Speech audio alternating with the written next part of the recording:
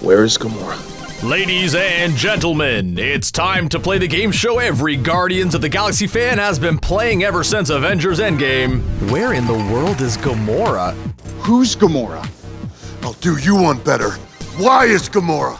So last we saw Gamora, she was thrust into the future due to the Avengers Endgame time travel hijinks. She had no memory of the other Gamora's life with Peter Quill and the Guardians. Then she took off for parts unknown. So where would she go? Well, the first and most obvious place she could return back to is her father's empire. You see, this is the version of Gamora who was still sort of a follower of Thanos. During the original Guardians, she wasn't down with his plan to use the Infinity Stones, but she was still in the business of fighting for his army. It's entirely possible that this Gamora will live up to her father's dreams as dictated in Infinity War for her to be the new Mad Titan of the galaxy. It's unlikely that she would be quite as evil with her galactic empire, but considering the fact that the Nova Corps is likely no more, the galaxy could use something to offset the Kree. Unfortunately, Thanos snapped away half the galaxy, and then they got snapped back. He may be gone, but if someone takes up his throne, the whole universe is gonna want justice for that. What might start off as self-defense against the legions of the galaxy could turn her into the exact sort of villain she swore she'd never be.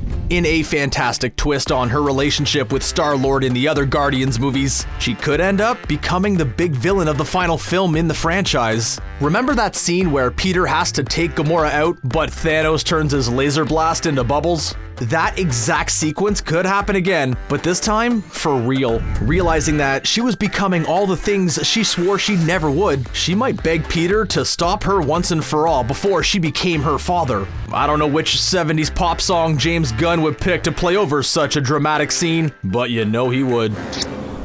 If tragedy as the new Thanos is behind door number 1, what's behind door number 2? Well, if Gamora is wanting to go home, Thanos' empire was never her first one. She was taken from her real home by Thanos when she was just a child. It's likely that she still has family there that might be happy to welcome her back. Seeing as there will likely be a few years in between Endgame and the newest Guardians film, Gamora could end up spending years among her own people again. This could do wonders for Gamora's personality. Thus far, it's safe to say that no one would consider her the cuddliest of the Guardians. Her closest friend on the team is Peter Quill, and she's beaten him up like what, 6 times? This attitude comes from years of brutal training as Thanos' favorite assassin. Some time among her real family could soften some of those hard edges that she has. The newest Guardians film will likely present another galactic threat like Ronan or Ego, so she may end up seeking them out to save her planet. I'll figure something out. A nicer version of Gamora may be able to make up for lost time with her fellow Guardians faster than she did in the original film. It could be nice to see her pursue Peter romantically this time. Nebula did tell her that he was the man that her alternate self fell in love with. That has to make her at least curious. I mean, I love Peter and Gamora, but let's be real. How long would that relationship have lasted? Sure, they'd have a honeymoon period, but it would only be a matter of time before Gamora executed him for making too many Kevin Bacon jokes. So he's an idiot. Even humans don't like Kevin Bacon that much, Quill.